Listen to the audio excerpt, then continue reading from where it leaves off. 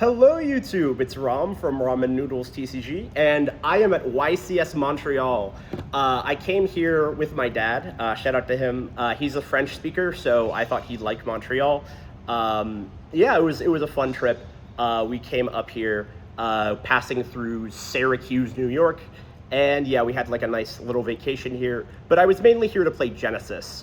The deck I brought today was Light and Darkness Chimera. I wanted to thank Discord user Chimera, Kai, K-A-I, Mera. He was the one who helped me a lot with the deck building. And I wanted to also shout out my good friend G Slushy Water for getting me this beautiful Fujikura Urka Oshi Push playmat here. And my new friend Oliver behind the camera, who finished 15th place. I finished 13th, so we both got top 16 here. So without further ado, let's get into the profile. So starting with the Light and Darkness cards, we have 3 copies of Griffo. These are 10 points each. This is pretty expensive. A lot of Light and Darkness decks just straight up don't play 3, or they play 1 or 2, because it's super searchable. But this variant is a bit different because Griffo has a lot less searchability. The only way to get access to Griffo through the rest of your engine is to dump the Griffo and then add it back to hand with Light and Darkness Ritual. And Griffo is what sets you your Mind Shuffle. So this is what enables turn 0 plays. So instead of having regular hand traps, I have this as a hand trap. And I'll get more into that when I talk about the rest of the profile. So Mind Shuffle is 40. This card is insanely broken. Basically, it searches and discards a card. So it dumps your Skull Archfiend of Chaos, which is the searcher here. It dumps a ritual spell, which is this, to add one of your ritual monsters here. So Mind Shuffle not only is like a searcher here, but it also bounces back the ritual monsters, and it lets you tag them out into each other. It's very crazy. They definitely needed to put it to 40 because this card is insanely powerful. The ritual spell is also 5. This card adds itself back from the graveyard alongside a card that mentions it. Archfiend of Chaos is really, really broken, and it's one of the main reasons to play this engine. You can actually just play, I've seen people play just Skull Archfiend of Chaos, Light and Darkness Ritual, and a Ritual Monster just as like a small engine in a lot of decks, just because Skull Archfiend of Chaos recycles your stuff.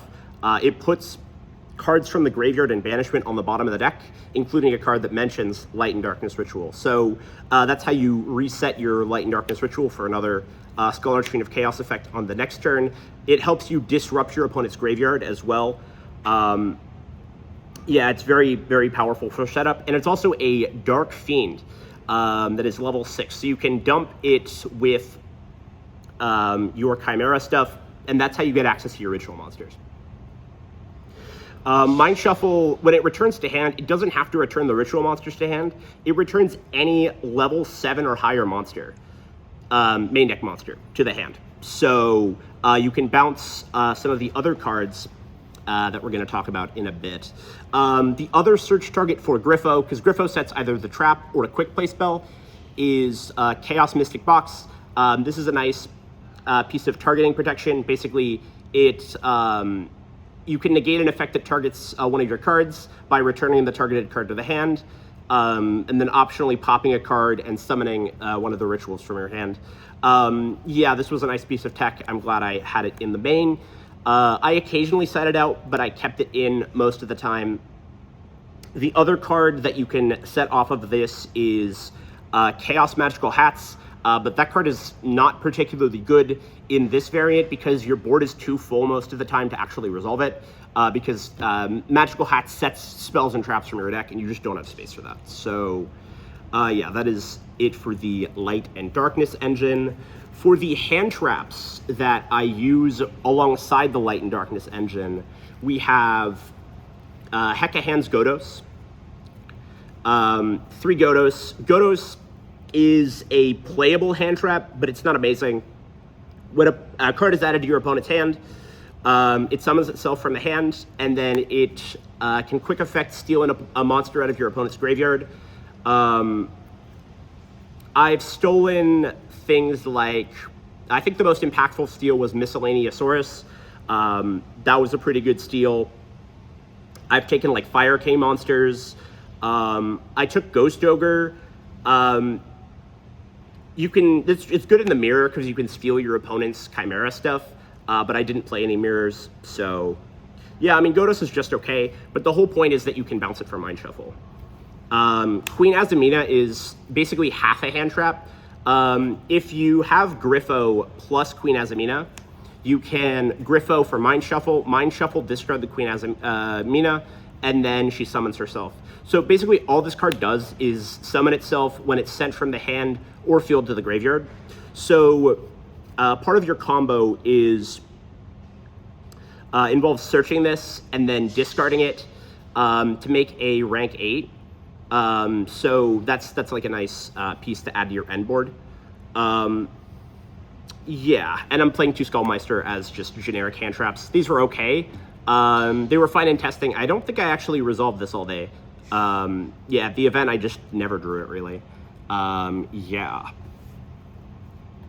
On to the Chimera cards. I am playing 3 copies of Mirror Sword Knight, 3 Gazelle, the 1 Big Wing Baphomet, and 3 Chimera Fusion. So, oh god, this is getting a bit messy here. Mirror Sword Knight is the lone fire of the deck. It summons either Gazelle or Big Wing Baphomet from the deck. Usually you're summoning Gazelle, because Gazelle is the searcher that does not lock you. It either searches this or Chimera Fusion. When it's used as fusion material, it searches an illusion. So that's how you get to your Queen Azamina. That's the idea there. Big Wing Baphomet is the double searcher. It searches Gazelle and Chimera Fusion at the same time, but it locks you into fusions. So that's why you only summon this sometimes.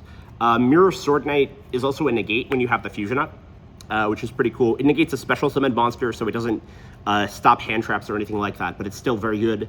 Also, it has battle protection, which does come up a lot. Chimera Fusion adds itself back when you have the fusion on field or in grave. It has to use a beast or fiend, which is a little unfortunate, so sometimes your hand is like clogged with illusion monsters and you can't fuse. But yeah, Chimera Fusion is a very good card. It's not once per turn. The effect to add back is once per turn. So because I can search an illusion with Gazelle, I am playing Diabell's the White Witch as an illusion to search.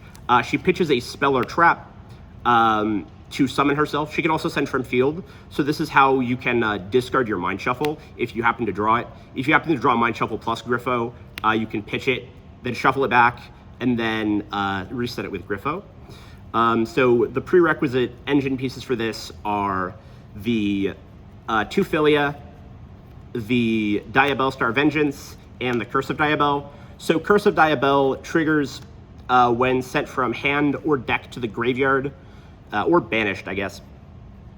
To search, it searches this. This searches one of these.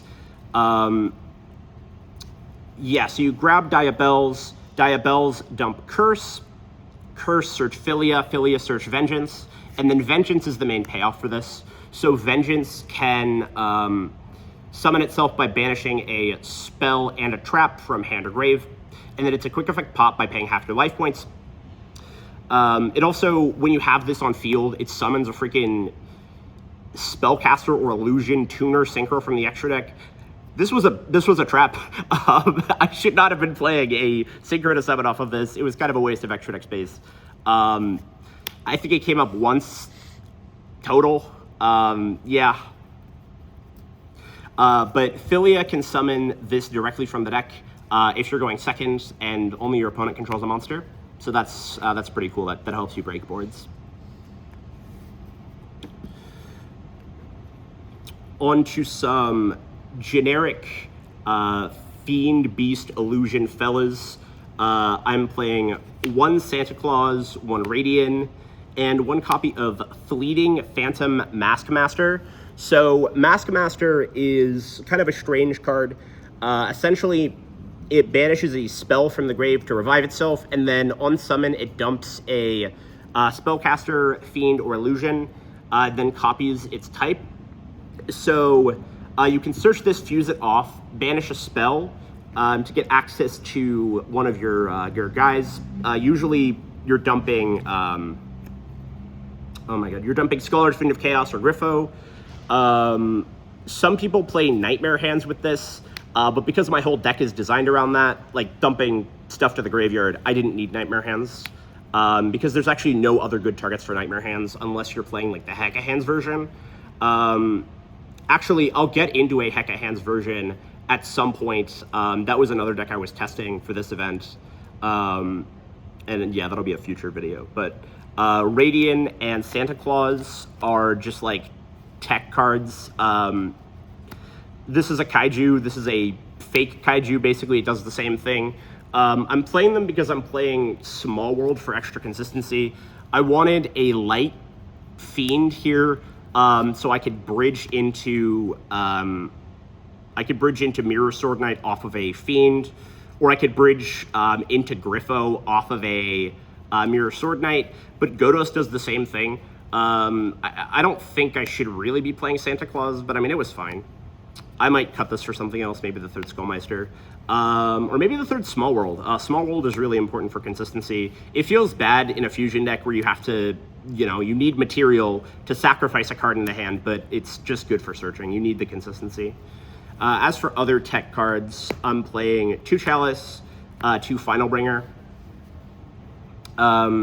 So in addition to just being really strong cards, the ritual monsters generate you resources. The Magician of Dark Chaos adds back a spell, so I wanted like tech spells that I could recycle and just play with in a grind game. Yeah, the ritual monsters are also like just like pseudo towers. They're protected from everything that doesn't target. And this protects your back row, so yeah, it's very, very good. Moving on to my extra deck. So for the Chimera fusions, I am playing one copy of Chimera, the King of Phantom Beasts, 2 copies of Baphomet, Chimera, the Illusion Beast, and Guardian Chimera. So I was testing this deck with hand traps, and I felt like I was bricking on the hand traps too much, so I decided instead to spend the 20 points on Guardian Chimera, just so I could help break boards going second. Chimera the Illusion Beast also helps you go second. It's an OTK machine, basically. If you fuse one of these fusions with a bunch of illusion monsters, you just attack with this over and over again, and it kills your opponent. This one is a hand rip that banishes itself from the graveyard to revive from the grave a fiend, beast, or illusion during your opponent's turn, obviously. This one dumps from deck to grave. This is how you get your Scholar's Fiend of Chaos and your Griffo. And your Maskmaster as well if you want to extend it to like a rank 8 play. This one revives from banishment on your opponent's turn. As for some other tech fusions I'm playing Aerial Eater for more specific hands where Aerial Eaters for more specific hands where you just have 2 Dark Fiends and you need to fuse them off and send. Moa Regina is for rank 8 plays. She revives the Diabell's the White Witch. Soul Erizithon. One of the people in day 2 who I was sitting next to just pointed at this card and called it the Rizzler, so I'm just gonna do that. It targets a card on the field and then sends it to the graveyard on summon. It's just decent removal. It came up a couple times. Predaplant Dragostapelia and Magnum the Reliever are like nice endboard pieces that you make on your opponent's turn with Chimera Fusion. This negates monster effects and modulates your opponent's levels. This is a pop that also draws you a card. It recycles your Chimera Fusion by shuffling it back into the deck, but oftentimes you don't actually want to do that. It's just here for the pop. I was going to cut this card, but I added it back in at the last minute, replacing one of the stupid freaking synchros. Speaking of which, here were the stupid freaking synchros. I should not have been playing these. I didn't have board space for this most of the time. The idea is that Diabell Star Vengeance summons this, which can then quick synchro into this. That didn't come up. It came up like maybe once or twice. It's not worth it. I should have been playing Mixuzia the Confounder. That card would have come up all the time. In testing, I thought about it and I was like, when am I ever going to need to fuse off the Dark Magician of Chaos, right? I mean, it's the big boss. I shouldn't have to fuse it off. But when you brick on it, you have to fuse it off. And it was just clogged in my hand so many times that I couldn't use it as fusion material. It was so awkward. Speaking of cards I shouldn't have been playing, I was playing Wallow. So sometimes I'd end on a rank 6 as part of my end board, overlaying the Skull Archfiend of Chaos. The Skull Archfiend of Chaos, basically, you summon itself, right? So you have 2 6s on board because you have the Fusion and the Skull Archfiend. Sometimes I'd make Wallow. It would actually be kind of bad for me whenever I made Wallow, so I sort of stopped making it and just ending on the 2 fusion materials so I could use them to fusion summon on the opponent's turn. Yeah. For rank 8s, these actually did come up and were insane. Dingirsu is very important against Blitzclique because it protects your stuff. Felgrand is a negate that makes whatever it negates unaffected. This is a very powerful card. Shoutout hat format and any other format where this card is good. Yeah, both of these are unpointed. Yeah, just very powerful cards overall. Moving on to the side deck.